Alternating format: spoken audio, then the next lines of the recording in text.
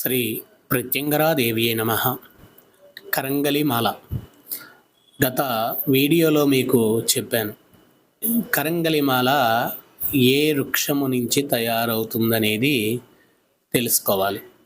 కానీ చాలామంది నేను చూసినటువంటి విధముగా నాకు చాలామంది వాట్సాప్లో లింకు పంపించారు. పలానా వాళ్ళు ఇలా తెప్పించి అందిస్తున్నారు గురువుగారు అని చెప్పి. వాళ్ళందరూ చెప్పే విధానంలో అసలు చెట్టు ఏది అనేటటువంటి విధానం మాత్రం చెప్పట్లే. ఒక వ్యక్తి చెప్పాడు, అతని ఇంగ్లీష్ పేరు, ఆ చెట్టు పేరు చెప్పాడు. వాస్తవానికి మీరు తెలుసుకోవాల్సినటువంటి విషయం ఒకటి ఉంది. భూగర్భం నుండి మొదలైనటువంటి ఒక మొక్క అది పెద్ద వృక్షముగా అయ్యి ఎన్నో సంవత్సరాలు భూగర్భంలో ఏర్లు ఉండి ఆకాశంలో వృక్షముగా ఉండి అది గడిచి వెళ్ళేటటువంటి కాలముతో తనలో నిలుపుకునేటటువంటి ఒక అద్భుతమైనటువంటి క్రియని పరిచేటటువంటి విధానాన్ని కలిగి ఉన్నటువంటి రెండు చెట్లు ఉంటాయి. నల్లటి మొద్దు కలిగి ఉన్నటువంటి చెట్లు.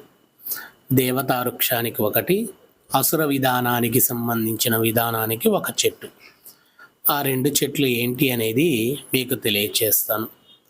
నెగటివ్ పాజిటివ్ని చాలా విశేషంగా రిలీజ్ చేసేటటువంటి నల్లటి రూపాన్ని దాల్చి ఉన్నటువంటి చెక్క విధానములో ఇప్పుడు బయటికి వచ్చినటువంటి మాల కరంగలి మాల.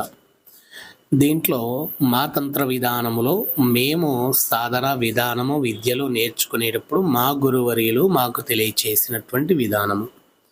తులసిమాల పలానా విధానానికి, రుద్రాక్షమాల పలానా విధానానికి, అలానే నల్లటి మాల పలానా విధానానికి, ఎర్రటి మాల పలానా విధానానికి అని చెప్పి తెలియజేశారు. దీంట్లో నల్లటి మాల ఇప్పుడు ఫేమస్ అయింది, అందరూ కూడా ధరిస్తూ ఉన్నారు. దాని వివరం గురించి ఎవరికి తెలియదు. అసలు అది తెలుసుకోవడానికి ప్రయత్నం కూడా చేయవట్లేదు. ఎందుకు అనంటే ఫేమస్ అయింది కాబట్టి, సినీ యాక్టర్లు వేసుకున్నారు కాబట్టి, రాజకీయ నాయకులు వేసుకున్నారు కాబట్టి. వాళ్ళు వేసుకున్నారు అంటే దాని గురించి పూర్తి వివరం తెలుసుకొని వేసుకున్నారు. మీరు వేసుకున్నారు అని అంటే ఇంకొకరు వేసుకున్నారు కాబట్టి నేను వేసుకుంటాను, అతను అది వేసుకోవడం వల్లనే సినిమాలో ఆఫర్లు ఎక్కువ వచ్చాయి, అతను అది వేసుకోవడం వల్ల రాజకీయంలో గుర్తింపు వచ్చింది అనేటటువంటి భావనతో వేసుకుంటే అది నీ శరీరానికి, నీ యొక్క మనసుకు, నీ యొక్క కష్టాలకు అది ఫలితాన్ని అందించదు. దాని వివరణ తెలుసుకోవాలి. అది ఏంటి, ఎందుకు, ఎక్కడి నుంచి వచ్చింది అనేటటువంటిది లోతుగా వెళ్తే అప్పుడు నీకు ఆ వివరణ అనేది తెలిస్తే దాన్ని ఎలా అమలు చేసుకోవాలనేటటువంటిది నీకు అర్థమవుతుంది. నేను కూడా మెల్లో ధరించాను. కంఠం దగ్గర ఒకటి, మణికట్టు దగ్గర ఒకటి ధరించాను. ఈ మాల దేవతా వృక్షము అని అంటే జమ్మి చెట్టు. ఈ జమ్మి చెట్టు 60 సంవత్సరాలు దాటి ఉన్న తర్వాత లోపల మనకి ఒక కొబ్బరి బొండమంత సైజులో ఒక మొద్దు మధ్యస్థానంలో నల్లటి ఆకారాన్ని ధరించేటటువంటి విధానం ఉంటుంది.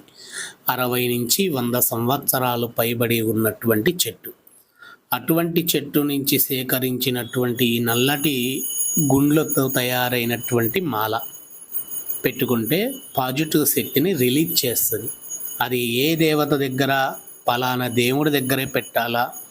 కొంతమంది చెప్తున్నారు తమిళనాడు కుమారస్వామి గుడి ఉంది, ఆ గుడి దగ్గర తెచ్చుకుంటే చాలా బాగుంటుందని. కరంగలిమాల ఏ దేవతామూర్తి దగ్గర పెట్టినా ఆ దేవతామూర్తి యొక్క పాజిటివ్ శక్తిని వెంటనే తీసుకోగలిగిద్ది. మన శరీరానికి ఆ శక్తిని అందించే విధానం ఉంటుంది. ఇది ధరించాలి అన్నప్పుడు ఆ మాల తీసుకునేటప్పుడు ఆ మాల ఇచ్చేటటువంటి గురువుని అడిగి తీసుకుంటే ఈ మాల చాలా పనిచేస్తుంది. నేను మెల్లో ధరించి ఇప్పటికీ 6 ఇయర్స్ అయింది.